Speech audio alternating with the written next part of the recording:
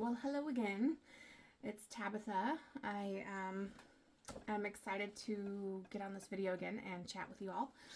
So, since it's November, in the spirit of Thanksgiving, I am going to do 3 gratitudes each time I post for a little while. So, today I am grateful for learning something new. One of them that I am learning about is how to make sourdough bread.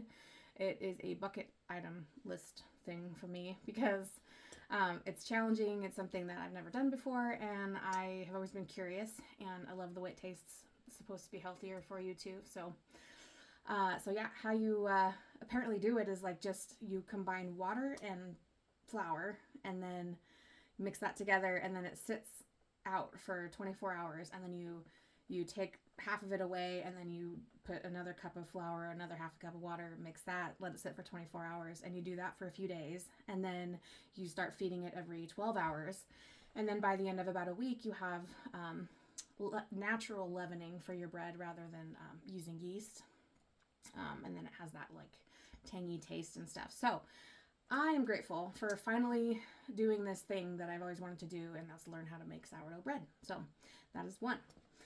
I have it cooking right now, so I don't think it's raising the way that it's supposed to. So the first try might be, you know, we'll see. We'll see. Okay. Okay. Second gratitude for this is the chance to do mom type things again.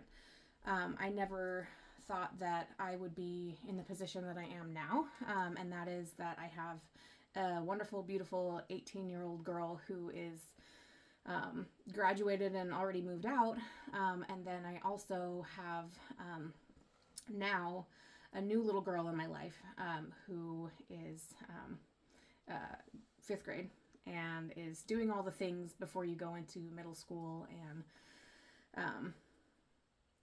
and anyway, it's an opportunity for me to practice those skills again of what it was like during that time with me and my daughter, and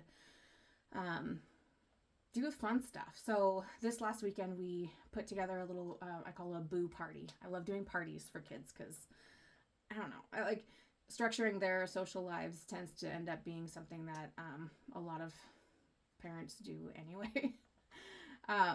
So it's an opportunity to do that, and so we had a few of her friends over. We did all the prep work and the shopping ahead of time, which was also part of the bonding experience that we had together. Shopping for decorations, setting it all up, making the cupcakes together, and then when her friends came, we had a cupcake decorating competition. And we were going to do an eating contest, but then, no, yeah, I don't know. Everybody's too cool at that age to, like, get their faces all in their cupcakes. So we didn't do that, but we watched some Harry Potter and drank butterbeer and played some games, and that was awesome. So I'm really grateful for the opportunity to get to do that kind of stuff again. I didn't think I would ever have that chance. So glad for that. Third gratitude for this, for today is, I am really grateful for grief. And I know that sounds weird. I was just journaling about it this morning, and it's just,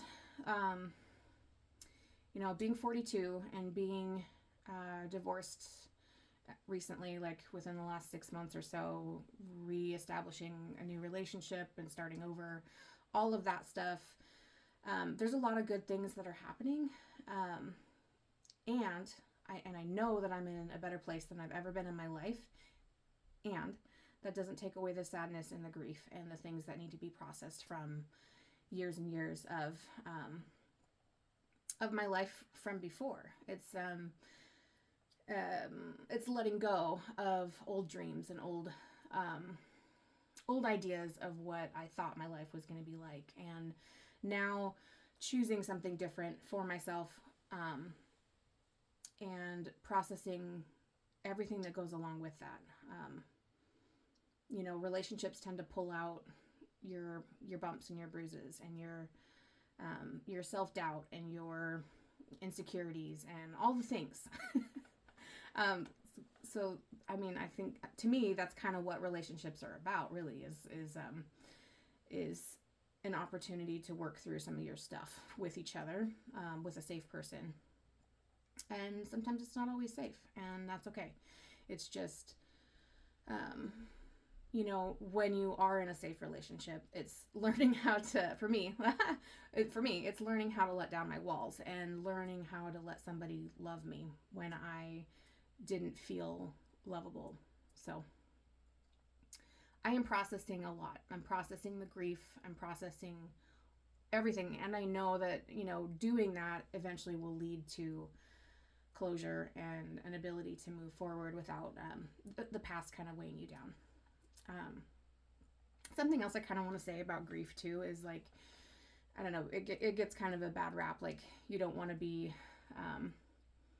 people don't want to feel their feelings because it's uncomfortable. And so we do everything that we can do to not feel our feelings, masking it with everything from social activities to, I don't know, drugs and alcohol, if that's your thing. And like,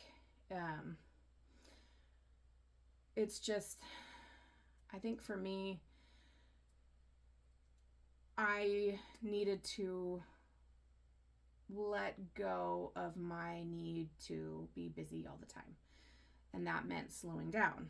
And that meant when you slow down, sometimes you get flooded with everything, all the thoughts and all the feelings, and you have nowhere to put them. And they are bodiless. Like you can't point to something and say, that's something, this caused that, X plus Y equals Z or whatever. Like it doesn't necessarily do that because sometimes the grief that you're feeling is something from childhood that doesn't have a body and a name anymore, but it's just a feeling from back then. So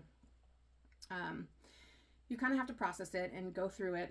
Allow yourself the space to go through it, but give yourself a deadline for, like, let's say today I'm only going to allow myself to grieve for an hour, maybe an hour. I don't know, maybe an hour and a half if I'm feeling it. Like, and then you need to have an end time for yourself so that you get up, dust yourself off, dry your face, and then go do something. For me, today is baking the sourdough bread. Gratitude for that. Gratitude for, the party that I had and posting this video. And so it's moving forward, allowing yourself to sit there and feel your feelings for an amount of time, and then saying, okay, no more of that. It's time to take the next step forward. No matter how slow that process is, it's necessary, and it's the only thing that you can do to get from the past to the future. And it's just to be present with those feelings and to allow yourself to have them and not beat yourself up for having them. Because that's something else I do too, is I beat myself up for having feelings. And that's not, it's not nice. Like, let's say your best friend comes to you and says, hey, I'm really having a hard time with, these old feelings of grief from my divorce, let's say. And you say, what do you say? Like, well, buck up, deal with it. It's fine. You're fine.